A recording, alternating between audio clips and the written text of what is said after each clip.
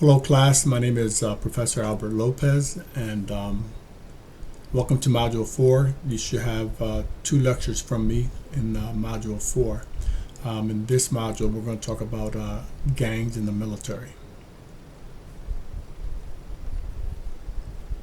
On this slide I'm introducing the concept of military trained gang members and why they present a heightened threat to communities. These individuals have existed throughout U.S. history, especially during and after wartime periods. What makes them especially concerning is not just their gang affiliation, but also the additional skill set they gain through military service and when they actually attend the basic training as well. Military training provides proficiency in weapons handling, tactical movement, explosives, operational planning, and leadership. When those skills are transferred into gang activity, the level of organizations and lethally increases. Communities with military trained gang members often experience more coordinated crimes, greater use of advanced weapons, and a higher potential for violence. Understanding this connection is crucial for assessing modern organized crime risk. Here I am highlighting the historical pattern of military experience blending with criminal activity. We can trace examples back to the 1790s with former militia captain Samuel Mason, who became a river pirate. In the 1800s, groups like Hounds in San Francisco and Confederate guerrillas such as Jesse and Frank James applied military-style tactics to criminal enterprises. Later, Edward Eastman served in World War I before returning to organized crime. These demonstrate that this issue is not new. Military service has long provided individuals with discipline, tactical knowledge, and weapons proficiency. When that training is redirected into organized criminal efforts, it increases coordination, confidence, and the effectiveness of criminal operations. In this slide, we address how gangs infiltrate the military and the scope of the issue. Estimates of military trained gang members vary widely, ranging from tens of thousands to potentially hundreds of thousands nationwide. Research has shown that a measurable percentage of gang members in civilian communities have some type of military training.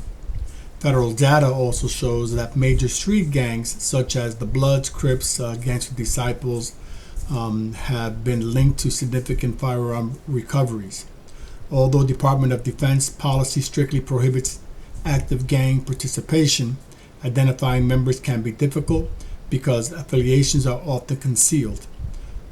These numbers demonstrate that this is not an isolated problem, but a systematic challenge that requires awareness, monitoring, and proactive leadership. Here focuses on how military tactics translate directly into civilian crimes. Law enforcement professionals working near military installations have reported that gangs use military-style tactics, equipment, and weapons. Home invasions, for example, often resemble structured breach and clear operations with coordinated entry points, perimeter security, and control movement inside residents. The use of body armor, assault-style weapons, and even explosives increases the danger to both officers and civilians. Instead of spontaneous street violence, we see structured, mission-oriented planning. Urban combat training can enhance disciplined communications and operational execution within gangs. This shift elevates the threat level and requires law enforcement to adjust strategies accordingly. Here I'm discussing the presence of outlaw motorcycle gangs within military ranks. Groups such as Hells Angels, Bandidos, Warlocks, and Mongolos have documented military connections. Some support clubs' activity, recruit service members because of their discipline, tactical skills, and steady income. There have even been instances of members wearing gang colors while deployed overseas. The concern here is the transfer of explosive knowledge, weapons proficiency, and operational planning skills into organized criminal networks. This expands the threat beyond traditional street gangs and into highly structured, nationally organized groups. When militia-trained individuals contribute to these organizations, their operational capabilities and level of sophistication increase significantly.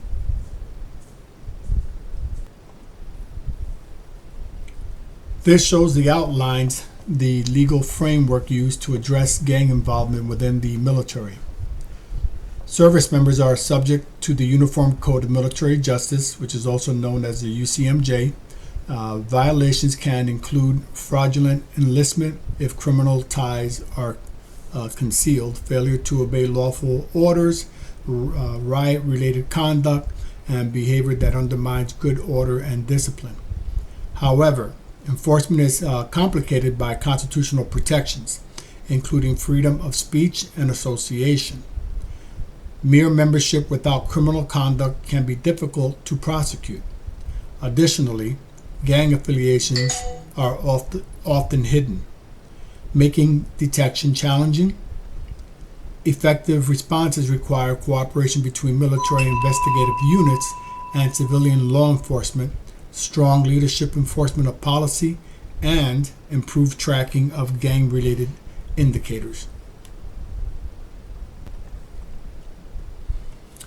So, in conclusion, military-trained gang members represent a force multiplier within organized crime. The combination of gang affiliation and formal military training increases operational sophistication, access to advanced weapons, and coordinated planning. While policies exist to prohibit gang participation, enforcement challenges and constitutional protections complicate removal efforts. The larger concern is what happens when trained individuals return to civilian communities and transfer those skills to organized criminal networks. Addressing these issues require early detection, strict enforcement of existing policies, interagency collaboration, and innovate prevention strategies. Recognizing the exantic capability that military training provides is essential to protecting both military integrity and community safety. This will conclude Module 4. Remember, there are two modules, two lectures I gave you for Module 4. Also, again, a reminder, please do not forget your initial post is due every Wednesdays. And then, of course, respond to 3 of your peers by Sunday. Have a wonderful day, and I'll see you on the next module.